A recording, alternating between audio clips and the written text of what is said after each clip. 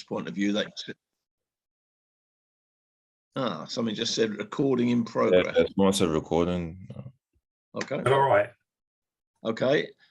Anyway, we're pleased you're both here. Nothing too heavy is going to be asked of you. It's just a gentle evening with friends, and I think we've got about an hour and a half of your time if you're happy with that. First question's a tough one for you, Akin. Yeah. We discussed this among ourselves before you arrived. How do you say your last name? Famewo. Famewo. Famewo, Okay. yeah. Only I've heard it said Famewo and various other variations of it. So it's Famewo. Okay, yeah. That's a good one for you. And now a tough one for you, Cory, to start things off. When I looked on Wikipedia just to check a few basic details about you, I was met with the information that you're 5'7". Yeah, I've never met you, but I don't think you're 5'7". You look a lot taller. I don't know why that's still the case. Like, it's been like that for a while. It needs to get changed. How tall are you? 6 foot. Yeah, I thought 5'7" was from where I sit in the East Stand. You don't, or the Alan Kirbishley Stand as we call it now. You don't look 5'7", so that doesn't surprise me. I guess a good thing to start us off is to talk about injuries and illnesses, because we're all a bit concerned with the squad. Have you both been training today, or has the club been training today? Yeah. Are you still hamstrung, Cory? Yeah, currently I'm still currently injured at the moment. Yeah. Any idea how long that's likely to be? At the moment, I'm still like inside at the moment. I haven't reached the grass yet, so. Oh, really? So it's gonna be 2 or 3 weeks probably. Yeah, I'm hopefully. I think I'm on course to. My rehab's going well, so we'll just see how things go and take it from there. What was it? A pull or what? Yeah, it's just my hamstring. It was like a grade 2, so there was a bit of something there, but it was not too bad. So hopefully in the next couple of weeks I should be back out on the grass and see how things go from there. Good. And you're fit and well, are you, Akin? Yeah, I'm fit, ready to go. Good. I gather I know Scott was out because he missed last week's game because of COVID. Is that I gather that maybe other people in the same boat? Are we allowed to know who, or is it a secret? If I'm honest, I don't think there is anyone in the same. I think it was just him, to be honest. I'm not 100% sure, but I think it is just him. Oh, I guess he must, assuming that he's not, suffering badly, and if he's just got a mild one, as I certainly had a few weeks ago, I guess he's got to keep out of the way for about a week or 10 days or something. I think so. Yeah, I think so. Don't know whether he'll be back for the next game, but more likely the one after, probably. Good. And what was training like today? You would have a heavy session or what? Yeah, it was a good heavy session today. Yeah, we're focusing obviously on Oxford and making sure that we can exploit their weaknesses and strengthen our strengths. So yeah, it was a good long session today. Excellent.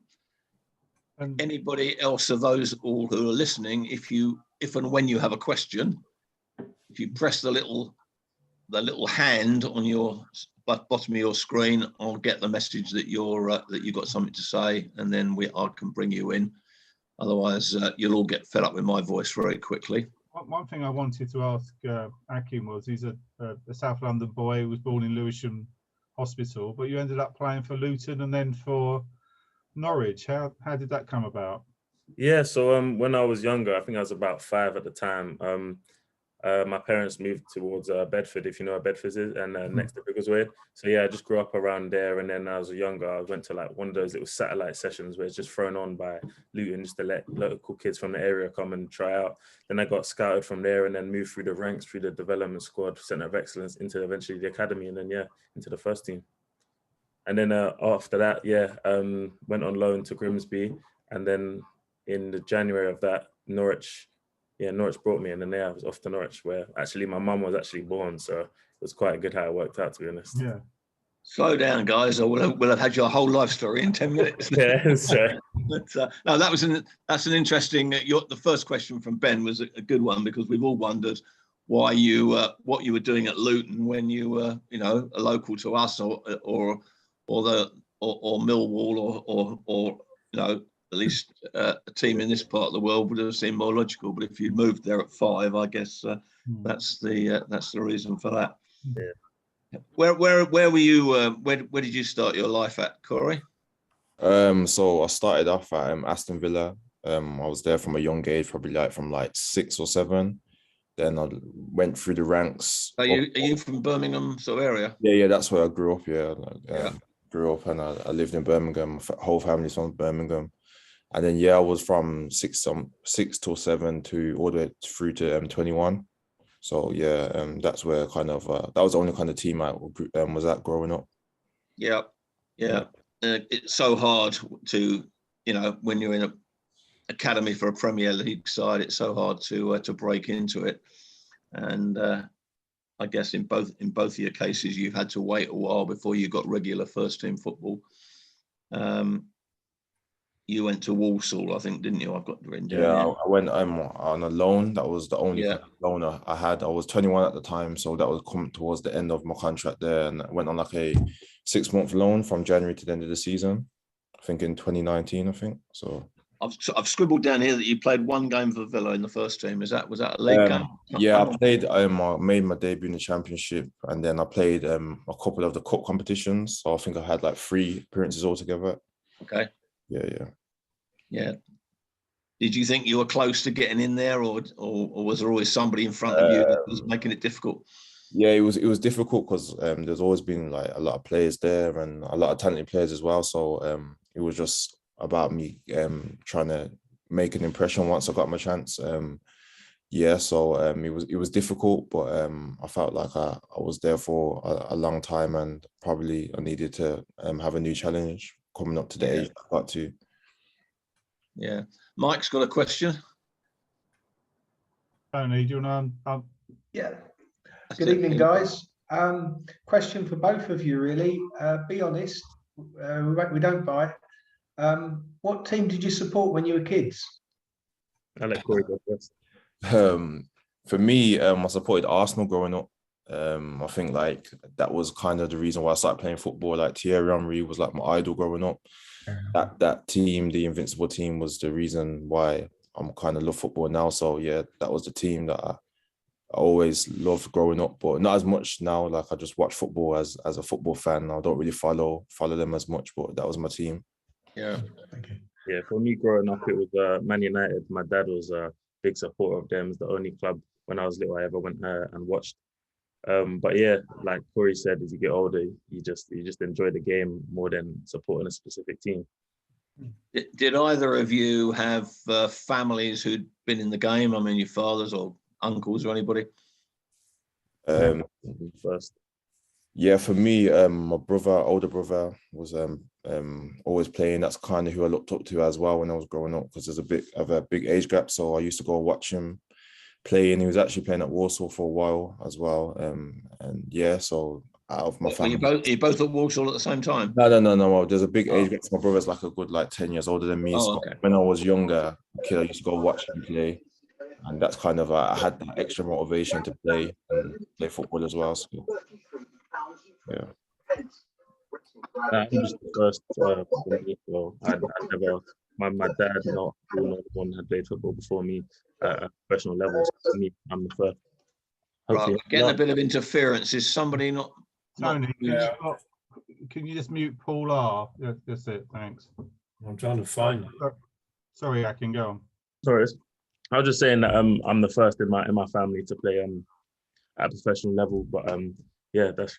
Did you get a lot of encouragement from your parents? Yeah, definitely. My parents were very supportive. It didn't matter what I was interested in; they would support me in what I wanted to pursue. But obviously, my dad was very happy that it was football that I wanted to pursue. So, yeah. And you still got your hand up, Mike. Is that another question, or is that you haven't put it down? And you're muted. And you're still muted. Tony, can you Yeah, I've just asked him to unmute. Yeah. I don't know how to take my hand down, but I'll go back on mute, let other people ask stuff. Okay. All right. I was going to ask about we touched on COVID. How difficult has it been over the last 2 years being professional footballers during COVID? I know it's been difficult for lots of people, but particularly in terms of training, in terms of moving clubs as well. How difficult has it been for the pair of you? I think it's had its like ups and downs. Obviously, with football, we're one of the lucky people that could still work and still go to work and weren't stuck in the house 24/7. Obviously, at the start of COVID, everyone was in lockdown, so we're all stuck in the same situation. But obviously, as it's gone on, we're still able to go out and train and keep fit and that. So it's been positive. But not having fans in the stadium last year, it makes a massive difference, especially to morale, to atmosphere, obviously. So yeah, it makes a big difference in my opinion. Yeah, I'd agree with Akin. I think even like for a long period of time, my family didn't even get to come and watch like the last season when we was playing. So that was kind of tough mentally. And yeah, and before, like when it was locked down, not being able to go to football, like mentally that was hard because like for a long period of time, that's all I've ever known to do. So like being at home and have a lot of time on my hands and not being able to go and play football, it was mentally tough. So I think it's helped that now the season started again and things slowly start to get back to normal, even though there's sometimes still protocols, but it's much better that the fans are back now as well. So yeah. On the club website, they've made on several occasions comments about how the noise made by the supporters and the encouragement of the supporters is really, helping. Do you find that? I mean, you were playing last season for us, Akin, when of course there was no crowd at all. Yeah. Obviously, you've is it really helping? Honestly, it makes a massive difference. I think it shows in the results of the Valley. Like we've had a pretty decent run in the Valley. So yeah, like when you score and the crowd's roaring or you're on the attack and like it nearly worked, you know what I mean? The crowd's roaring, it just gives you that extra bit of energy, extra bit of stamina just to go for the next ball or, go get that tackle, you know what I'm saying? So like, yes, it makes a massive difference, to be honest. Yeah. And I think your recent goal was your first one in professional football, wasn't it? Yeah, it was. So actually. I couldn't see you'd score for Norwich or anywhere. And I haven't scored for anyone else, so it was a special day, to be honest. And for it to be the decider made it extra bit special, free game, Valley screaming. So yeah, it's good. Do you have targets, either of you, in terms of goals or assists or clean sheets, maybe more in your case, Akin? I don't know. Yeah, like going into a season, it's always clean sheets for me that I'm more interested in. But obviously, scoring a goal to help a team, that's massive, and I want to add that to my game. But clean sheets seems to be the most important thing for me. Mm. Now, when we made a lot of signings at the start of the season, I don't think it's unfair to say that you, Cory, were one of the least well known of the players we signed. Yeah. Coming up from Tranmere, I wasn't familiar with your name before, and I think that's fairly general. And I saw you play, I think it was probably your first game when you played before a very small crowd at the Valley in one of those Papa Pizza games. I can't remember who it was against now, but I couldn't believe how fast you were. You absolutely, was it Stevenage? Could it have been? Crawley, I think. Crawley, that's right, Crawley, and absolutely ripped them to shreds. I think you scored one goal and absolutely tore them to shreds, and I was instantly impressed. And I was raving about you to many of my friends following that game, people who weren't there, and I said, "Oh, you wait till you see him. He's really good." So that was a really good start. Did you enjoy that night? Yeah, it was. I think that was like my first game where I kind of got to make an impression. So yeah, I think the gaffer at the time just told me just go out and just enjoy myself and like show what I've been doing in training. So I just had a lot of confidence and I felt good. So yeah, I was happy with that game. I was happy with my performance, and I was happy that like it was the first time like the fans got to see what I was all about, because I understood like a lot of fans probably didn't know about me before. So I think it was important for me to kind of start the game and start like my career off like that. Yeah. Well, the 2 or 3 runs you did that day when you absolutely ripped them to shreds, and of course you did that one in that very recent game. Which one was that? Bolton, was it? No. Portsmouth away, wasn't it? Portsmouth, that's right. It was a game I wasn't at. Yeah, Portsmouth, that's right. And if that goal had gone in, that would have been goal of the season. Yeah, I feel like I'm always capable of doing things like that, and I want to keep improving and hopefully score more goals, in which what I think I do need to improve on. So yeah, like I know that I'm able to do that, and I just want to keep doing it to help the team. Because of course you came in on a very short contract. I guess for you to look at us and the club to look at you, and it didn't take long to convert it onto a longer term one, which I was very pleased when I saw you sign for longer, and hopefully we'll be able to enjoy your runs and goals for quite a long time to come. Yeah, I think it was I had like in different season last season, I didn't really play a lot of football, so it was like a thing of me coming in here and trying to help the team get fit, get playing games, and just see where it went from there. But I'm glad that I kind of hit the ground running, and I felt like with the more I was training, the more games I was playing, I was improving and I was getting better. And yeah, I just want to just continue to do that from now and for our next season and the season on. Yeah, right, and Al's got his hand up. You got a question for us, Tony? Can you Yeah, I've done it. Right. Okay, Al. Yeah, it's just a question for Cory. Just how much has your game had to adapt playing like wing-back role? What have you sort of had to change basically? Yeah, I think at first it was pretty tough because it was a role that I've never played before, not even when I was in like youth teams growing up. So like I kind of had to play and kind of learn as I was playing, but I felt like every game I was starting to slowly get better and understand it. And then in training as well, we was working on it in training. So I feel like my most recent performances have been probably my best playing in that role. And I think it's been a lot of work in like on the training ground and in like analysis, which is why the performances have started to improve. So yeah, that's how it's went. Good. Callum's got his hand up. Yeah, Cory, you mentioned Nigel's words to you before your debut against Crawley, and I was wondering what both of you think is the most most useful piece of advice you've been given from the current coaching staff. I feel like it's not a lot's changed really. They've basically just told me always just to go out and just play the way I've been training and what I do every day. So that kind of gives me the confidence because I know that if I train the way I play, the game will become easier. So that's just the mentality that I have, and they just give me that confidence to just go and play my game, which is to go take players on and just express myself, even if I'm playing in a different position, just still play to my strengths, and I think that's what helps. Yeah, same with me. Like they've been very like just putting confidence in you to say, look, go do your thing, make sure that you're being solid, and don't let your standards drop. It's just a massive, when someone just gives you a big nice little kick up there, like what I'm saying, just keeps you going, like what I'm saying. So I don't even know how to explain it better than that, but yeah, just when they make sure you're staying consistent and telling you to make sure you don't let your standards drop, keep going, but also always every day improving training. It creates a good atmosphere.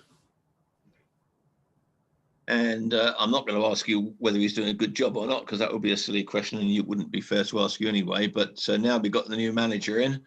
Are things different, or is it just more or less the same? Has he got different ideas of different sorts of training, what you've done before?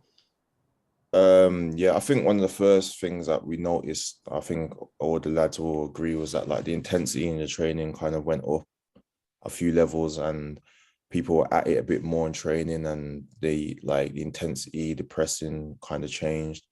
But yeah, we always knew that we had the quality in the change room, and we just knew that when it will turn for us. And I think just the change of formation and the change of training, I think it helped us and suited us, and that's why the performances started to pick up. Yeah, I think also like you see in our game as well, we went to more of a back 3/back 5 formation, so that was a big difference. And yeah, it was a good change. Ended up getting a lot of good results. So yeah, it made a good difference. Is that better for you, Akin, as a defender? Do you prefer playing in the back three, back five? You know, as a Personally, I don't mind back four or back five, back three. I feel comfortable because as a youth player, I played in both. In my professional career, I've mainly played with a four at the back, but pretty much through most of my youth, I played with a three at the back. So for me, it wasn't like a point of adaptation or a point of change. Like I was just happy to play, and either way, I'm happy to play in that position. Yeah. Bob's got a question for us. Yeah, question for Akin. Who's the toughest forward that you've played against in your career so far? I would probably say Jermaine Defoe. I was on loan at St Mirren before I came to Charlton, and although he's in the later stage of his career,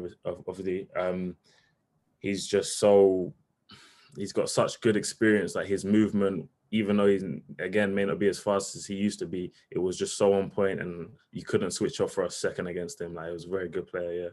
Yeah, I say. Take it you realise he's one of our own. Yeah, of course. Regardless of what everybody says. Yeah. He's very. He was playing at Charlton up to the age of, what was it, 16? yeah. I think it was 16. Yeah. How about for you? Same question for you, Cory, in terms of toughest opponent. I think it was probably when I was back at Aston Villa. I'll say Tyrone Mings. I think people don't realize how dominant he is and how strong and powerful he is. So me being that kind of player, and I use my pace and my power. If someone kind of matches that, it is kind of difficult to come up against. So I feel like that was kind of what I would say that. Yeah, I'll say Tyrone Mings. Yeah. Good to have him on your side if you're going to win your Aston Villa. I think Simon's got his hand up there. Yeah. So. Hello, guys. Good evening. It's a bit of a general question, probably a bit of Tracy involved in this as well, but social media. I mean, boy, oh boy, when we win, it's a great place to be on social media. But guys, when we lose, to Cory and Akin, do you just switch your phone off, avoid it?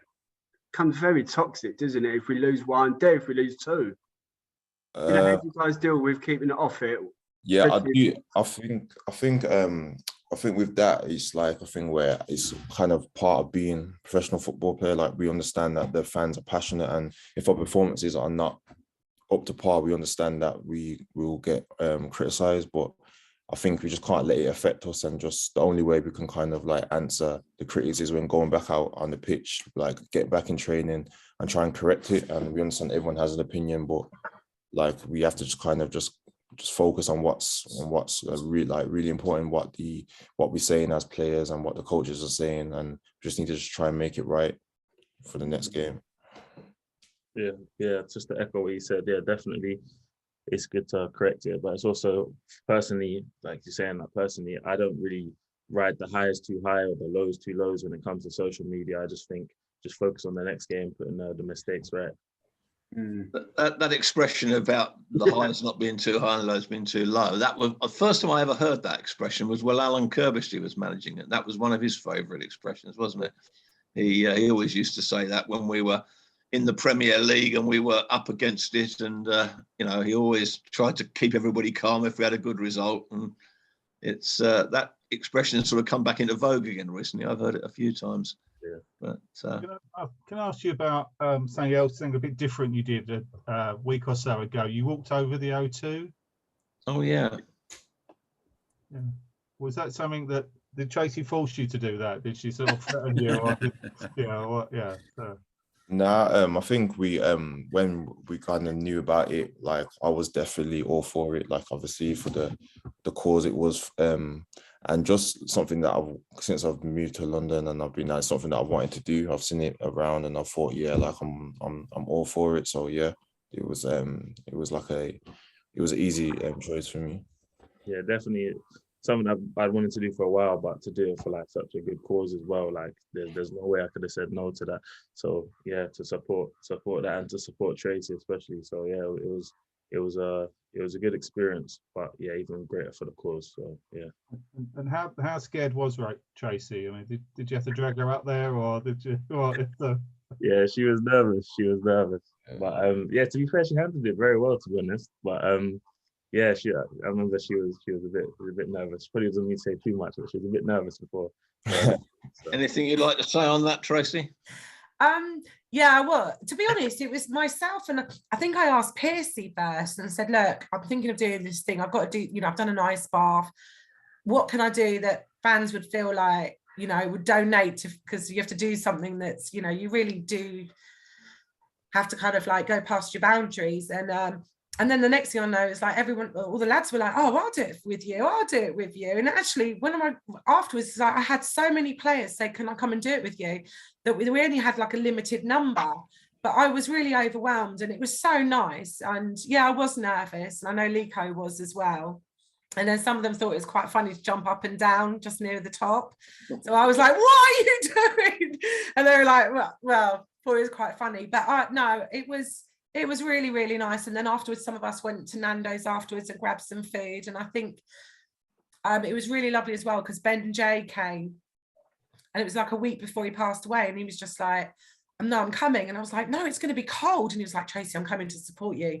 And then we obviously arranged for him to come up in his wheelchair, didn't he? Watched us all get ready. And it was lovely. He said, no, I told the hospital I'm coming. So he came and watched it. And I think that really made it as well. Like, and then he said, oh, I've already done this twice. I thought, right, I've got to really kind of man up a little bit here, because I was shaking. I was like, no, I'll be all right. I can do this. You've done it twice. I'm fine. And so I think it was just, it was a perfect evening for everybody, really. And like I said, for a really good cause. So, and I'm lucky with anything that I do. The lads always support, like whether it's the Upbeats walk or anything, all the guys are really generous and really, really do support it. So I'm really thankful. So I've got a question for you boys. Who are your roomies? Well, obviously not at the moment, but who are your roomies, or who do you get on best with at the training ground? Because I see you guys fun, laughing with everybody. I think we just got such a great tight-knit group of lads. So who's like your funniest? Who do you chill with mostly, would you say? I'd say before obviously all the COVID stuff, I'd say my roommate at the time was DJ. Obviously I knew him as well through Norwich, so like, you know, that's been my boy for a long time now. But I'd say also since Chucks came back, he's definitely up there, one of the funniest, and he's always bringing the vibes into the change room. But yeah, I'd say I get along with everyone. There's no like specific groups that everyone goes off into. It's like you said, a tight knit group. Everyone gels with each other. So yeah, I'd say everyone gets along with everyone nicely. So yeah. Yeah. Since I've been here, I've shared with Lico, shared with PSC, and yeah, I'm the same as Akin. I get along with literally everyone. Like we all speak, we all joke, we all laugh, and we've got like a good bond. But yeah, like I've known Lico for a while now, both being from Birmingham, so like that was easy for me when I came for us to like gel and just get on well with. But yeah, literally everyone, I'm cool with everyone. I think, and it shows it as well every single day, just the jokes going everywhere, you all sit together. It's really, really nice to see. Who does the music who's in charge of the music in the dressing room? On a match day, it's Piercy. Piercy comes with the rhythms on the match day. But then in the change room, it's Chucks. Chucks is the music man on the training days. It was a surprise to, I think, most of the supporters when Chucks came back so quickly. It seemed like he'd hardly been away. Yeah. Is it true that there was? I mean, he was sort of phoning up and saying he wanted to come back for some while before he actually did. What was the attitude with the rest of the players who also well obviously wanted him back? Yeah, I mean, it was good to see him back. So I mean, there was never going to be any complaints to see the big goal scorer come back. So yeah, it was. He was welcomed back into the group, obviously with open arms, and yeah, everyone was just happy to see him back, have him back around the training ground and on the pitch. Bob, another question from Bob. Yeah, one for both of you. If you were a fan, who would you vote for your player of the year so far? That's a good one. A good question.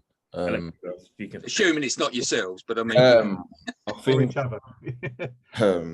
I think just down to like the games and I think the clean sheets. I'll say Craig Maka, just like I think he's pretty much played like every game, and he's been like he's like done some great saves throughout the season. So I think like I think I'll go with Maka. For me, I'd say I'd go with George Dobson. Having him in front of me, like I'm on the pitch and that, and then he does those like last minute tackles when someone thinks they're getting away through on goal and that, like just seeing that and having that guy just, you know, ratting about in front of you, tackling everyone, and you know, he's also got tech when he's on the ball, pinging the ball side to side. For me, yeah, I'd definitely say George Dobson. Well, I'm the one who organises the Player of the Year vote and also the Player of the Year dinner at the end of the season. So I hope we'll both have you there, and you may well both be contenders. Yeah. So we've got quite a few games left, so time will tell. But we do the vote in April, and we'll see where it goes. But I think it's reasonably open this year at the moment, but there's still plenty of games left anyway. Yeah. Roland. Good evening. A couple of points. I'd like to thank Tracy and the club for all the high-profile awareness of prostate cancer and what you're doing with the PSA testing this weekend. I've come through the last 18 months, been hell for me. I had prostate cancer, but very fortunately through treatment, I'm now in remission, and I can come back to watching games again. So it's great news. And great to hear. I'd really encourage anyone who hasn't had a PSA test to get it either tomorrow or Saturday or through their GP. It's if you catch it early enough, the treatment is marvelous. It's painless. So anyway, sorry, that's enough of that. My second point, I've never been to Sparrows Lane to watch training. I just wonder if the guys can give us an idea of you know, to everyone present, just what happens at training during the week. So in general, we usually start off, if say it's a Monday, we'll be in, and first thing we'll do is a meet and debrief, see where we could have improved, where we can improve, stuff that we did well in the game. So it's, you know, and then after that, it'll be into activation. And then which is like, that's when you get your body ready to go out. So like you do little jumping exercises or like hurdles and that, just to get your body moving and the blood flowing before you go out to training. And then then we'll train. And then it'll be like a decently good session. If it's on Mondays, it'll kind of be two kind of groups. So like the starters will have more of recovery because they played the game, and then the subs and unused players will go on and do a further like longer session. Mm-hmm. And then we'll be in for lunch after that. And when you are playing a game, is it the reduced numbers per side, or do you know, the starters versus the rest? Nah, it's all gelled, so it's like, so it doesn't feel too, you know, starters over here, subs over here. Like no.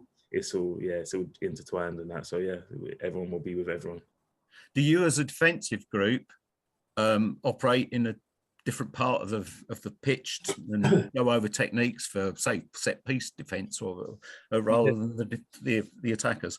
Yeah, sometimes we'll like the strikers will have their finishing sessions, and then we'll do a bit on like the back three, back five kind of movements to make sure, like, say if the ball goes over to the left, we'll shuffling together the distances, practicing distances and like positions when like setting up like the back line for like a corner or but usually we do set pieces all together though, so that everyone's all in the same book, on the same page. So yeah, I guess Chucks has got to come back for those as well, hasn't he? Yeah. Cory, do you, in your role in wing back terms, is there anything specific that you train for around that, crossing the ball or defence? I mean, is it a mixture of both? Yeah, I think it's a mixture of both. I think a lot of it helps when we do analysis, so I can like I'll physically look and see what I need to do. Then we go out on the pitch and I'll do it, so I get both sides of it. And I think sometimes it's just like shape. So for example, as I can explain, when he has the ball, just my move, so I can always get on the ball, my positioning in and out of possession. I think they're like the key things, because of it being a new role, like it's unusual to me. So like they're like kind of the things that like I've had to really like work on the most. Do you feel comfortable in that role? Yeah, I feel like I always back myself like out on the pitch, like regardless where I am. But it was new for me, and I did kind of find it tough at first, but now, like, I do feel comfortable now, and I enjoy it. I think it's obvious when you see yourself and JD, you know, the defensive game has really improved. Yeah, of course, yeah.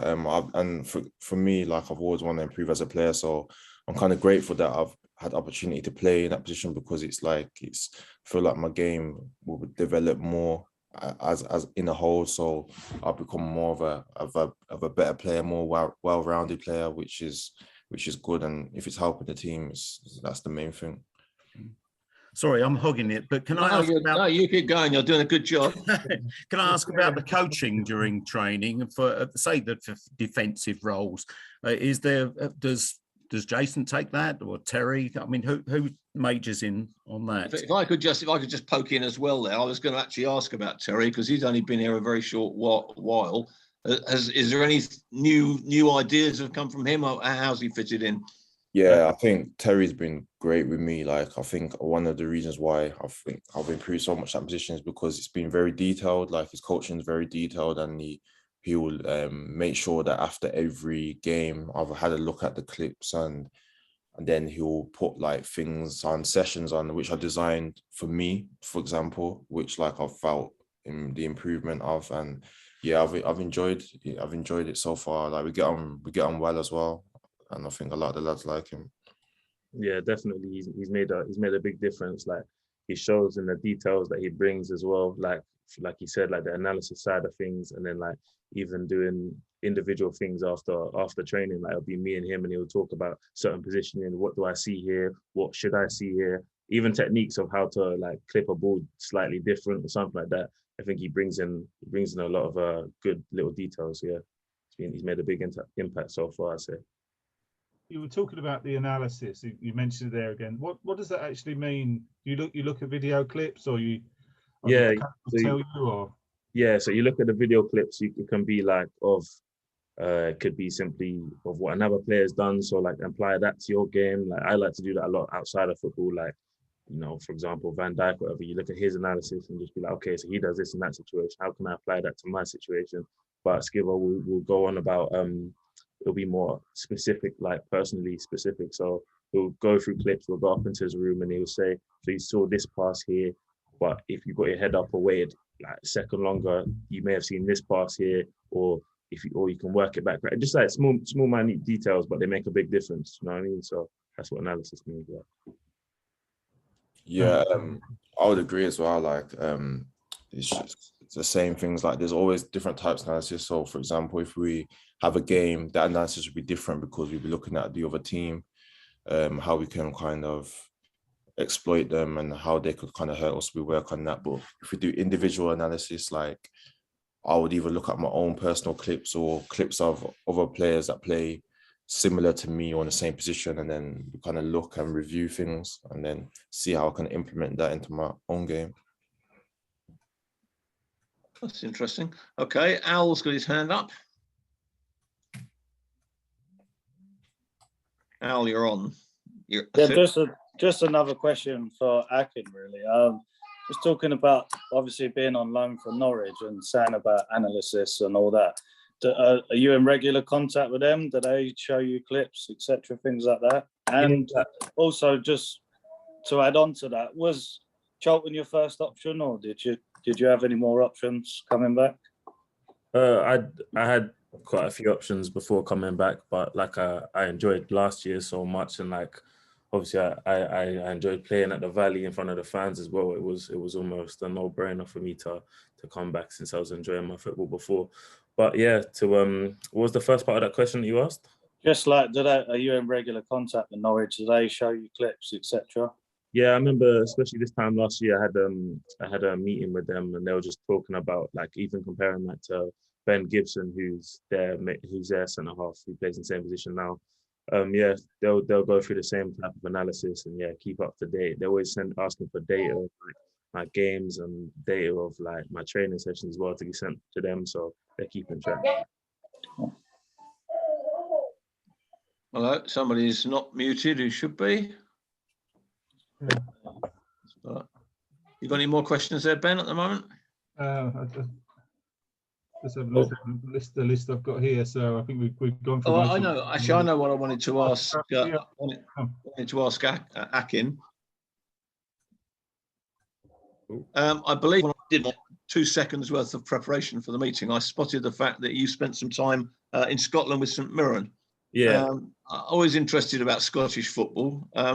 Did you play for long out there? I don't know much about it. I know you were there for a while. I think I was like 10 league games and then a couple cup games before. Oh, so you were there for a little while. Yeah. And Before, what was it like up there? What was the standard like? That's Premier League, isn't it, St Mirren?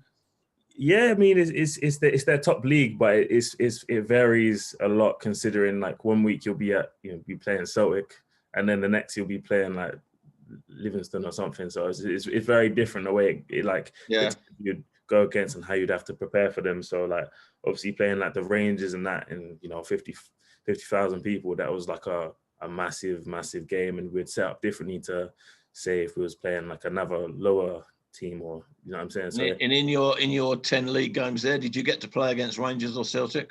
Yeah, I played against them both. I think we lost 1-0 to Rangers, and we lost I think it was 4-1 or 4-0 to Celtic. So yeah, it wasn't the greatest day, the Celtic one, but the Rangers one I think we could say, yeah. I mean, and was that on their grounds? Yeah, their So grounds. pretty lively crowds, I think they have up there, don't they? Yeah, definitely. Mm. Can I just ask about diet? I know we hear a lot more about diet these days, and footballers' diet. Do either of you have a special diet or a different diet, or is it just eat what you like and run it off in the morning? I think, funny enough, I had a meet with the nutritionist today, but I feel like I've noticed a massive difference in the way that I eat, how it can impact performance. So I just felt like, I think naturally, like over the years, you kind of find what works for you. And I felt like now I feel the difference of me eating a certain way, and I feel like it does help with performance, especially playing in like the EFL, like with how much games and how thick and fast things are. It's important that you recover and you get the right foods and stuff down you. So like I feel like it's definitely important.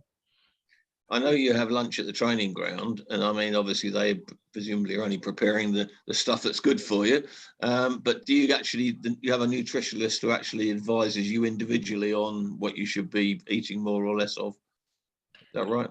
Yeah. So at the moment we've had one come in recently, and he's been speaking to a few of the boys and just kind of giving them like advice and tips on like stuff that he knows and what he thinks can help us. So yeah, that's just literally been the past couple of weeks that's happened.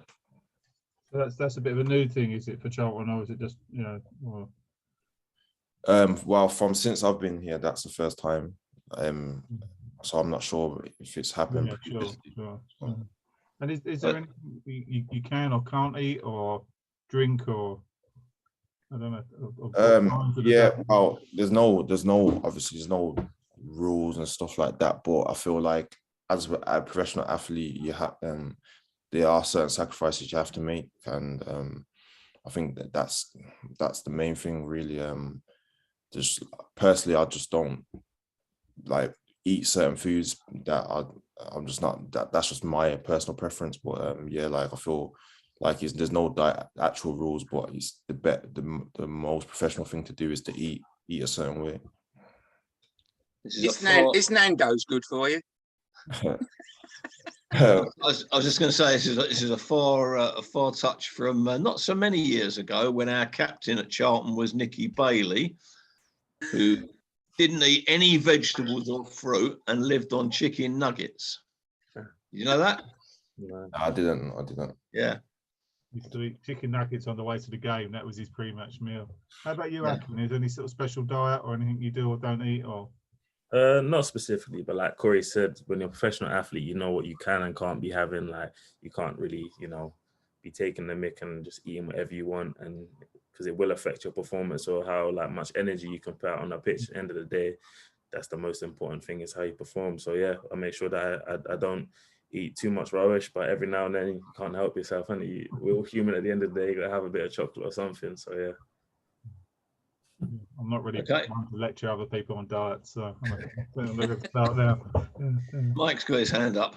Yeah, a couple of things, guys. Bit of a while ago, but there was a bit all over social media about the Christmas party.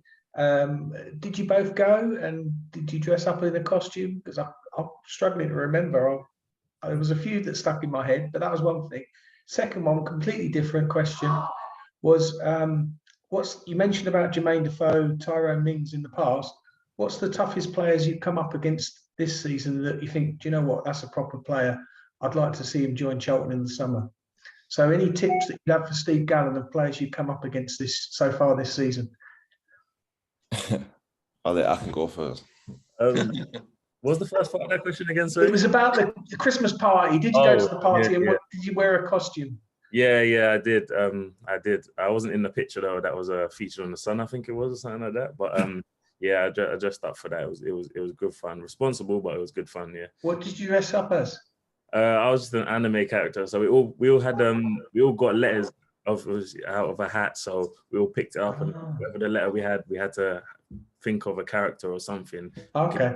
So yeah, I got I, which was a tattoo from some anime I like. So yeah, I don't think anyone would know it, but yeah, that was just the first one in my mind. But yeah, and I don't really know if I'm honest. I know no one's specifically stuck in my head, and I thought, yeah, they need to be at Charlton. But so I think we've got a good batch of strikers, and you might have Jermaine Defoe coming up in a couple of weeks. Who knows?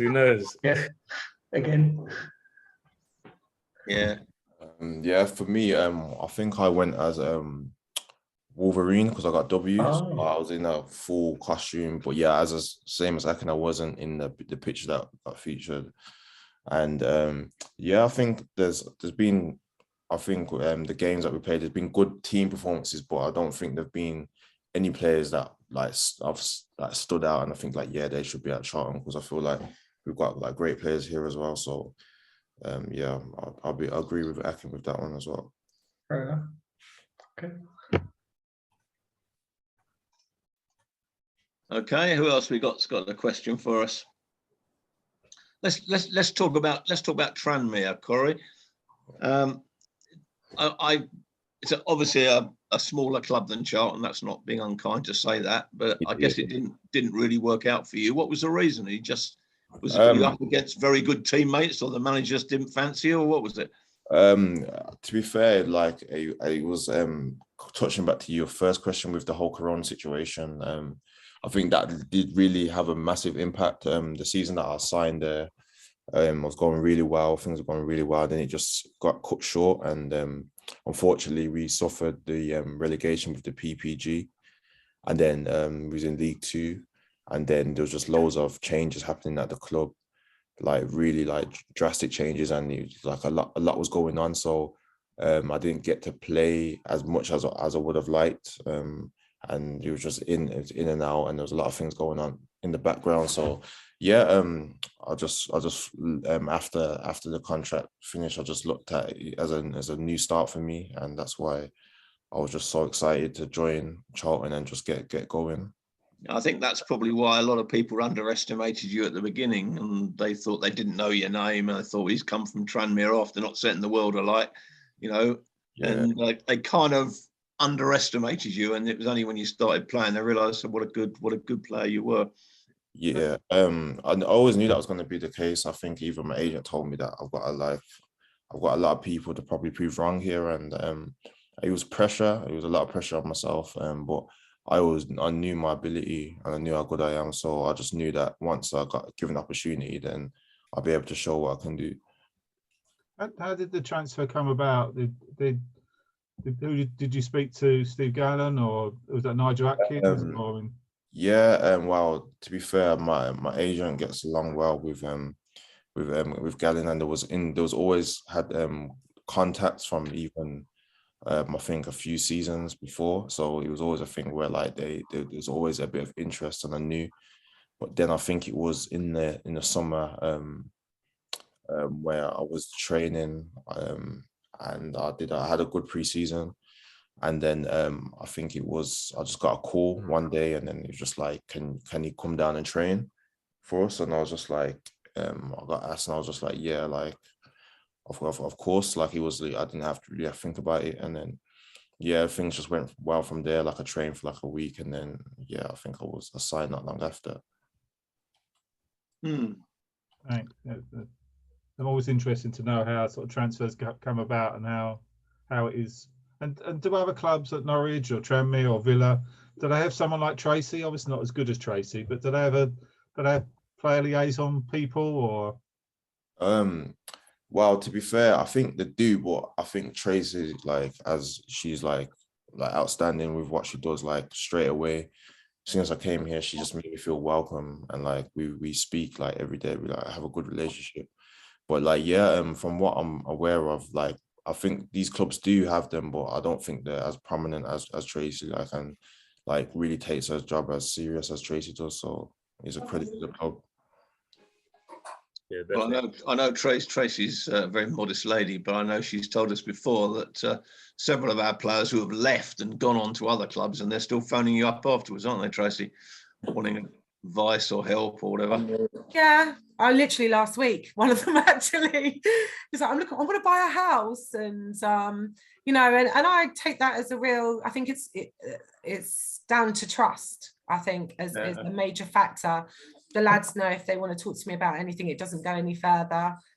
Well, I remember you telling us before that after Joe Gomez had gone to Liverpool, even you'd think a club their size would have a whole team of people doing Tracy's job, but I think he was still ringing you up after he'd gone, wasn't he? No, not Joe. I wasn't here then. Oh, I got it wrong. Joe Gomez, Joe Rebo maybe, and Adamola especially. Yeah. But it's like Cory, not so much Akin. He's obviously, you've been here before, you've lived on your own, haven't you, Akin? But with Cory, you know, especially like he's down here, no family. So he knows like if he wants to come round, which he does for dinner with Lico and a few of the other boys, they can come round, and you know, and it's important that they've got somewhere to go as well. Cory, I'll make you your oxtail for what you said about me. But yeah, no, it is, and I love having them round. Yeah, I do. We've talked about it with you before, and I think it's absolutely brilliant, and I think we all do, you know, and everybody understands the value that you have to Charlton in so many ways, Tracy. But that is it's things like that you don't think about when you're a supporter. You think when that what was his name, Ronnie Schwartz, the poor lad who didn't really work out for him, and I don't know the details, and we probably never know them, and it's not our business to know them. It was personal stuff, but I do know enough to realise he was in a foreign country. He was in the middle of COVID. I think he was away from his family, living in a hotel. We haven't got to be very clever to work out that's not going to be a lot of fun week after week. And, you know, I think we all are very quick to forget those sort of things. All we think about is, he didn't have a very good game. The fact that all those sort of pressures are going on around you make life very difficult. It's true. And I think, especially at the heightened COVID, when we've got new players and literally they get dressed in their car, go and train, they pick up their food and they have to eat in the car and go straight back home. It's very hard, like, to have that banter and get to know everybody. And yeah. I think the key thing for me in my job is that when I have a new player come in, I luckily get to spend a lot of time with them, whether it's be housing them or I just sit in the office. Like sometimes with a new player, I'll sit there for 2 hours and they just tell me everything about themselves, and it's great because then I can think to myself, right, who can I kind of secretly in a way hook him up with? So I'll like say to another player, can you take him in the changing room please and show him everything? And then it's amazing how a lot of really close relationships has happened because you've kind of put people in contact with each other, or you know that they live near each other, and then the next thing they're going out to the cinema together or something. And I think it's so key, especially like Akin as well. They've moved away from their families down here. I've moved Akin into his accommodation. I've moved Cory in, and just know they know. Well, you guys know if you've got a problem, you call me, you FaceTime me, and we sort things out, don't we? Yeah, that's true. Yeah, we do. Akin, you didn't say enough good things about me. Yeah, no, honestly. To be fair, Cory said it so well. I was like, I don't know if I can go next after that, but yeah, any little thing. Yeah, I think as supporters we take all this for granted and probably just don't think about it, and it doesn't do any harm to bring it out in a meeting like this, it makes us all think a little bit more about it, but it's a team game. So the more you're all getting on and the more you're all comfortable in your work environment, the better you're going to play and the better the team's going to do. So it's wins for everybody, isn't it? Yeah.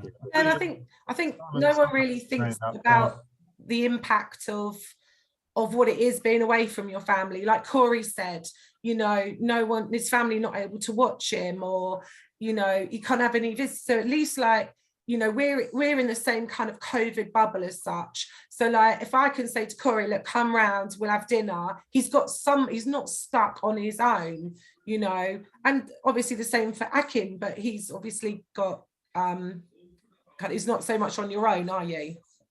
In a way. Okay, we've got a few questions stacking up now. I'm glad to see that. We've got Al back again. What do you got for us this time, Al? Yeah, just sort of following on what you're talking about, really. Question for both of you. How do you find it? Like, you'd get a 2-3 year deal. Is that always sort of in the back of your mind? Like, is it hard to settle, basically? Are you constantly thinking about where am I going to be, or? Yeah, I think that makes it's definitely something that you can't ignore as a footballer. Like, you might settle down somewhere, think you might even get a 5-year deal somewhere and think, yeah, I'm going to settle down now. But, you know, in football, a lot can happen in 1 year. You can end up doing even better and going somewhere else, or it cannot work out and you think, okay, I need a fresh start somewhere else. So yeah, that definitely plays a massive part in our lifestyle and lives. But, you know, it's also part and parcel of the job. So. Yeah, definitely. I'll agree with Akin as well. Like, I think as a footballer, certain things you just have to just kind of get on with, and that's why, like, there's always kind of constant pressure on us. Like, we have to, every time we go out, we're still always showing ourselves, and we've got to perform. And like I personally, I try not to think about how long my contract is and stuff like that, and how long I've got. I just try and just focus on what I can control and what's in front of me, which is my performances. Okay, that's good. Yes. Okay, who we got next? Simon. Yeah, just similar along this sort of subject we're talking about now. On the recruitment, obviously you got Steve and Jacko and everyone else involved in when looking at signing a player.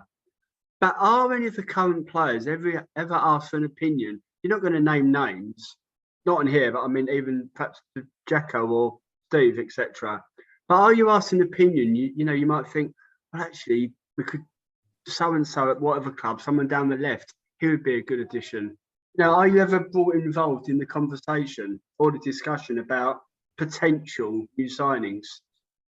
I don't think it's happened since I've been here, but of previous clubs, things have happened where, like, a coach, for example, will know that I know someone, so they'll ask me for reference, like, oh, what's so and so like, and I'll just tell them, like, more so what they like as a person, because they'll know what they like as a player and stuff, because they'll do all their research. But like, they'll just ask me for like personality references, so they know more about them, and I'll just tell them like what I think and how our relationship is. And then yeah, so it's not like unusual, like these things do happen, but since I've been here, no, it hasn't happened. No. Okay. Yeah, neither. I've never been involved or heard any of that, to be honest, since being here, or any other clubs. So I can't really speak on that one now. Okay.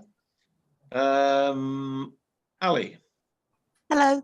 Can you hear me? Yeah, we can hear you perfectly. Good. This is slightly academic at this point because you're both fairly young lads. Have you had any thoughts about what you would like to do post-football? Are you thinking about coaching, or is there anything that you're doing outside of football to prepare yourself for that? Or is it at the moment, I'm concentrating on being the best that I can be and we'll worry about all that other stuff later? I think it's a 50-50 really. Like, as I said, you kind of always have to like prepare for the future, but I feel you have to still enjoy it as well. Like, enjoy playing, enjoy what's in front of you, but you have to have a kind of think about what you'll do after. I think personally, I still want to be involved in football. I don't really think coaching is my thing, but I feel like there's a lot of things in football that you still can do and be involved in. So because I have such a passion for football, I feel like that was something that I'll enjoy doing like after football. Yes, same here. Like it's one of those things where you are so focused on, you know, just the now and the current games and your form and making sure you can be the best that you can be. But you always have those conversations in the change room. People ask about what they want to do next, what they think they could do, what they couldn't do, and all that kind of thing. And for me personally, I'd say I'm coaching isn't really a thing that interests me, but I'd love to stay in football, and that's the aim, to stay in football for as long as you can do.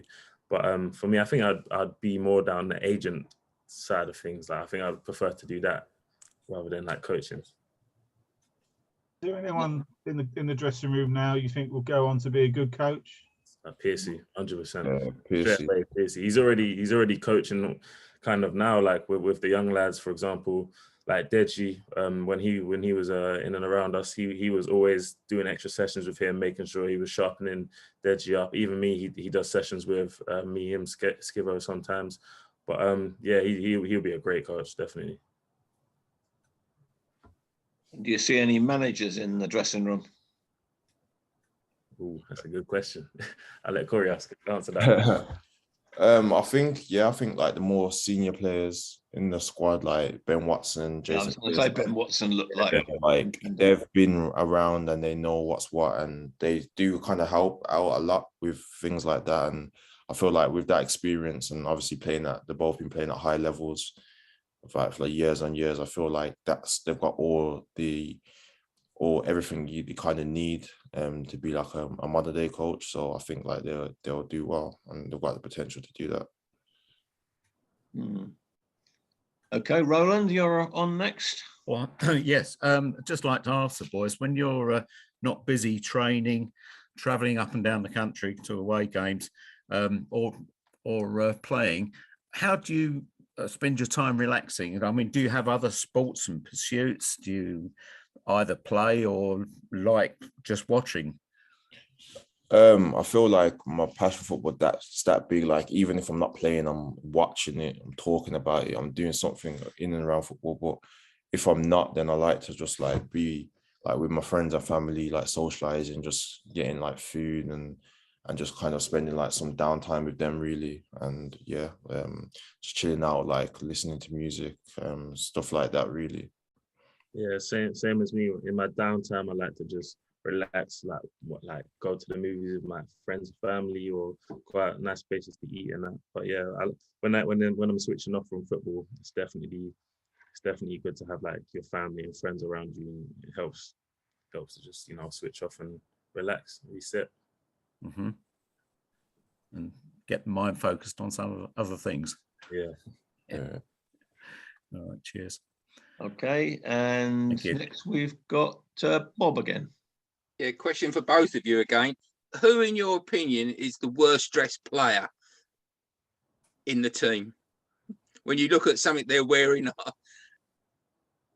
after a game, Tracy seems to know. She's laughing.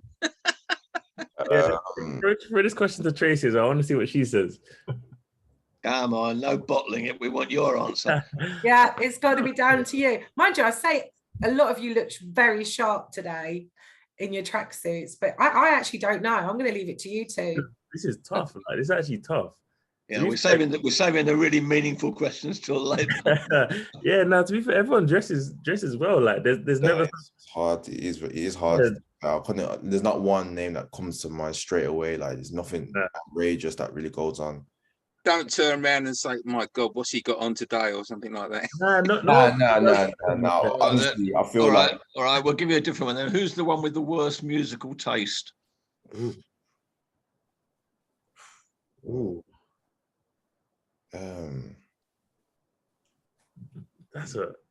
It's hard though, because usually one person's set on the music, and yeah, it's hard to kind of hear what everyone's into and what everyone plays, because like would be like the usual people on just like the music, and they'll probably play mixes as well, so it'd be like put on a mix and it'd be that genre of music for that particular day. So it's not like they're clicking and selecting their own music, like, and we can kind of see what they've got. So yeah, it's a tough one as well. These two are professionals. They know how to dodge the hard questions. So what sort of music does Piercy play you? He plays everything from like Afrobeats, maybe a little bit house, house music, R&B, everything. Like everything. Yeah, it's good though, because I mean everyone has their different tastes, but it's inclusive of everyone. So he has good mixes on the match day. There's always been a tradition of young players coming through at Charlton. There's a lot of young academy players coming through. Is there anyone that you've noticed in your position who's particularly good, or anyone we should look out for who maybe hasn't got into the first team yet? Well, most recently, I think a lot of you know about like Daniel Kanu. Like he's been training with the first team recently, so it's been good to like get more of a look of him. And yeah, I think there's a lot of like, from what I see, there's a lot of talented players in the 23s and 18s, and I think like in years to come there'll be a lot of them that I think a lot of you will get to see soon. So it's exciting times. Yeah. What is it about Kanu that, I know he scores lots of goals, but is there anything in particular about his game that makes him stand out? I think you just pretty much touched on it, scoring goals. I think like a lot of players, they don't literally have that goal scoring natural instinct, and if you have it at such a young age, like for me personally, I feel like you got high potential if you can kind of get in the knack of scoring goals, and just get used to doing it, and high numbers like that. I feel like that's kind of a great asset to have. Yeah, a young player can be taught a lot of things, but the natural goal scorer, that's something you're born with, isn't it? Just that ability to be in the right place. Akin, is there anyone you've noticed, defenders maybe, who stood out? Or yeah, I mean the massive one is obviously Deji. I don't want to butcher his last name, but Ejireri. He's definitely a talented player. Obviously, that's why you've got him to make pen to paper. He's definitely gonna be a big deal, especially when he fills out more and he grows, and he's only gonna get better the more he plays. Yeah. And Paul's got a question. Yes, basically, you guys are professional athletes, and that's what you do, and that's what you're good at. How did you prepare for tonight's call? Is it something you've taken? You seem to be very natural, both of you. Was it something Tracy prepped you for, or is this something you just do as your own personality?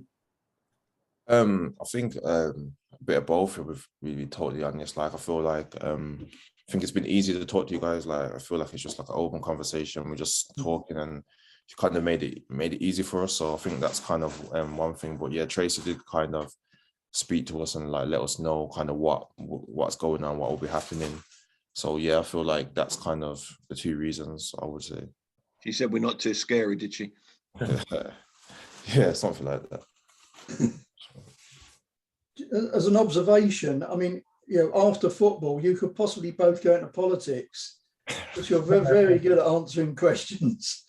I think that's for me. Maybe you're too honest. I don't know. I don't think I've got a massive interest in that, but yeah. Did either of you ever have any sort of media training when you were at Villa or at Norwich or at Charlton? Did they train young lads on how to do interviews? And when I was younger at Luton, I remember doing a couple of sessions to make sure I would do little presentations. I don't think it was even in academy days. I think it was youth team days. I think it was younger than that, academy days. We did we'd have an interview and everyone had to get up in front of everyone, so you'd be like nervous and all of that. But yeah, it was good. It was good. But I mean, I still remember it, so I still apply certain lessons. Yeah, back in the Luton days, I definitely did.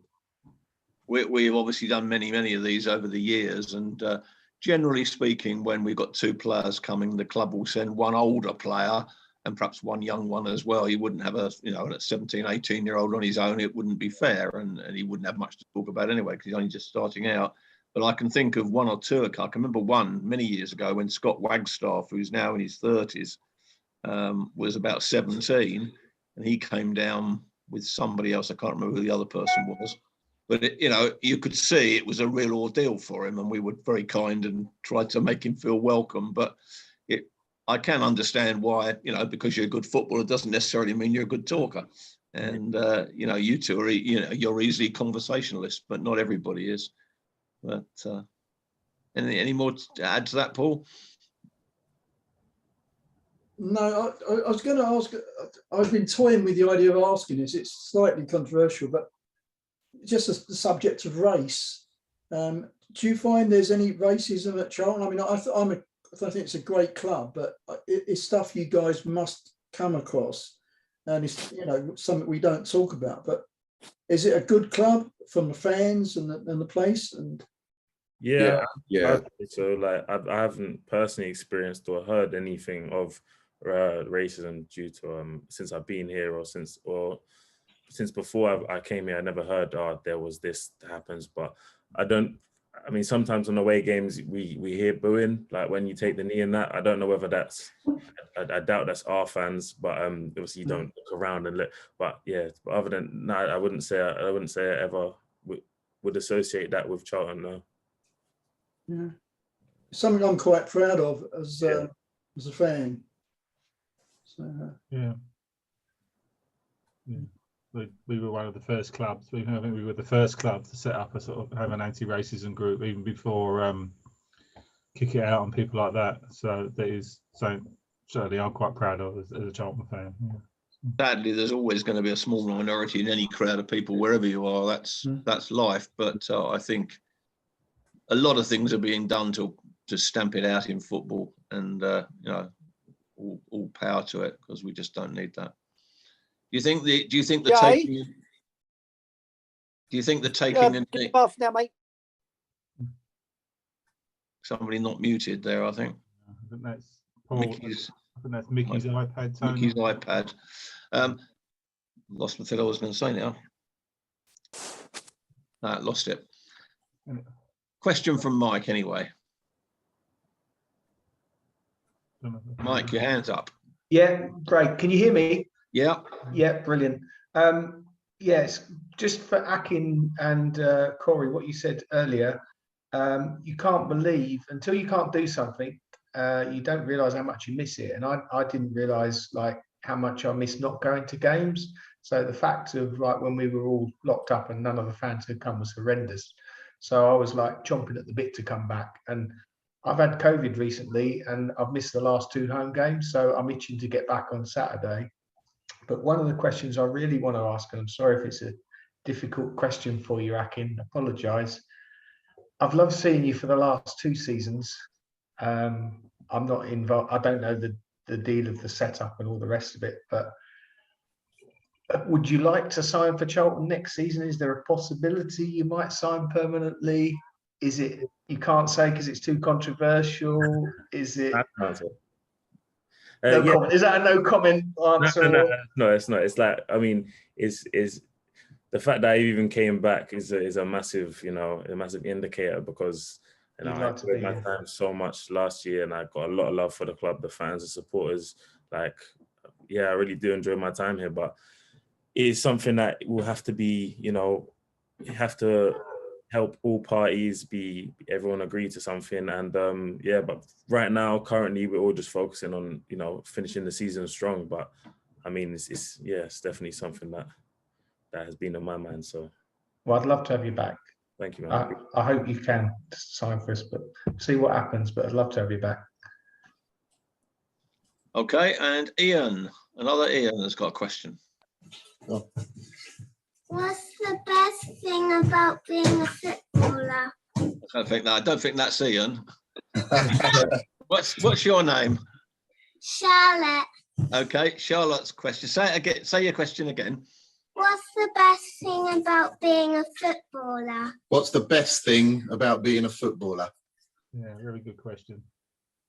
I think, hey Charlotte, by the way, I think the best thing I would say is just like making your family proud and making your friends proud, and just like kind of making the fans proud as well, and just I'm doing something that you've always loved and had a passion for when you was a young age, and just be able to like kind of like entertain people. And yeah, I think them 3 things I would say. Yeah, definitely. Just to echo that, I would say to do what is the best sport in the world, and like if you I don't know the specific stats, but even the chance of becoming a footballer is so minute. To proudly be able to say that and do it here as well is something that you can never take away from someone that has played professional. So yeah, it makes your family proud, people around, and myself proud as well. So yeah, it's a dream come true kind of thing, you know. And do you play football, Charlotte? Do you play football at school, perhaps? I sometimes play it in the park with my daddy. Well, you've got to remind your daddy that we've got a ladies' team at Charlton now, and if you keep training hard and practicing, we might be seeing you in the ladies' team in a few years. Would you like that? She's nodding her head. Thank you. You mentioned there, Akin, about how hard it is to get all the players that you came through with, and that very few of them actually make it to be professionals. And there's been a lot of talk about, do clubs do enough to support those young players who maybe don't make it? I don't know if you've got a view on that in terms of. I would say like it.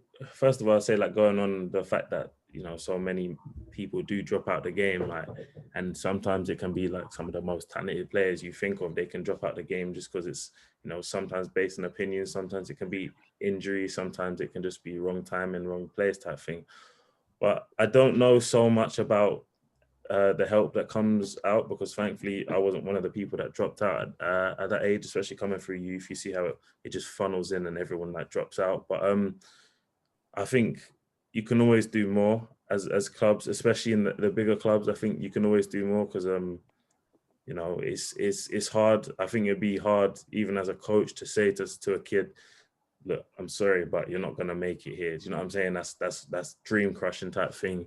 But so also all the young players that do find themselves in a situation where they're like, okay, I'm not wanted here, doesn't mean that like the door on their dream has to be shut or they have to give up on it. Like you can see like some players, they go to like Nike Academy and that, and then they come through, and like that's not through a professional club, but they can, they can still make it. So I think they can always install in players that although this is the end of your chapter at this club, it's not your end of the book of your career. So I think clubs can always do more, but I don't know personally. Okay, now we're getting close to running out of time now, so we're going to have to up the standard of questions for the last few.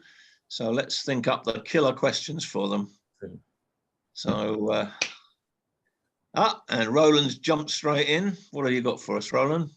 My big killer question, do either of you play an instrument? I remember Klaus Jensen came down to West Sussex on one of these summer evenings, and he was a great exponent of his guitar. Do either of you play? I don't currently, but I am trying to learn guitar. My mum got me a guitar for my birthday, so I'm trying to learn that. I should have more lessons, so if anyone wants to teach me, I'm open to it. But, I definitely want to learn guitar. There's this Danish guy called Thomas Sandgaard, and maybe he. That's true. Let me call him up. Yeah. I don't know if it's your type of music. It's not my type of music anyway, but that's what.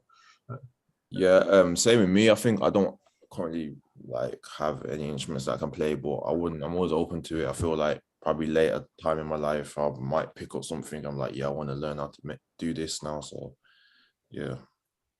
Well, an end of season party then I feel coming on here. Yeah, definitely. Cheers. Okay, Callum, you got a question? Yeah, so when setting personal goals, how far do you look forward, like seasonally or? Sorry, Cory, go ahead. Yeah, I think it alters in different things. So like I feel like you can change. There's never too much targets you can set yourself. Like you might just set yourself a target for a week, a month, a season, and then like the next year or two. So it all depends really on what your targets are. Yeah, definitely. I think it's important to set an immediate goal, short-term goal and a long-term goal, because then you always have the long-term aim, but you don't get there without step by step, day by day, training session by training session. So yeah.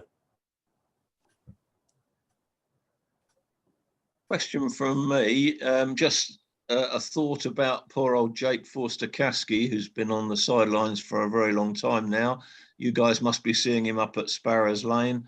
Is he nearing getting out and doing a bit of light training or anything? How far has he progressed? Yeah, he's been progressing well. I don't think it's my place to say how long it's gonna be because I honestly don't know either. No, that's fair enough. But that's down to him. But yeah, he's been a great.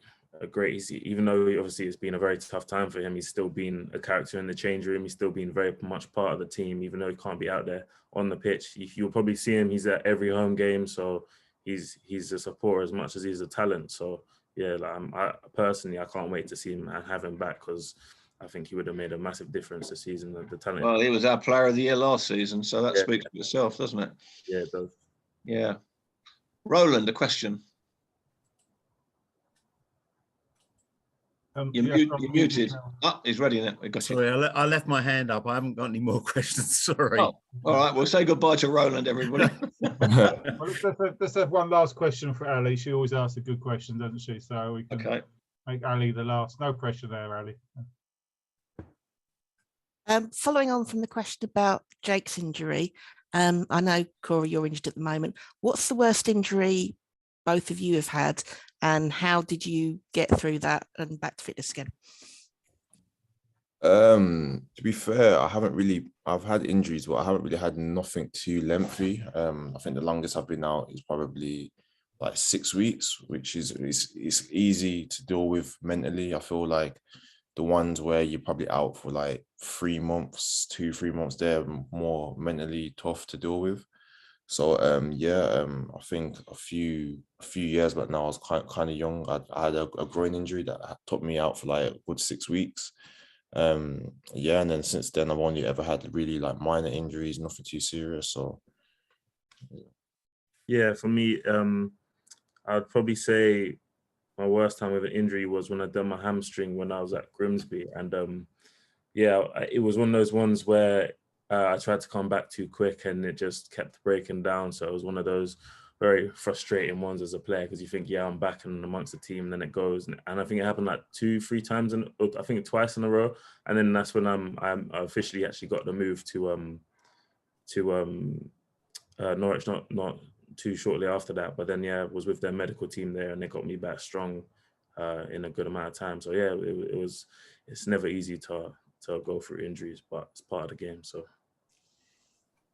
Okay, well, I think we've had a most interesting evening, and I do appreciate you guys and Tracy giving up your evenings to talk to us.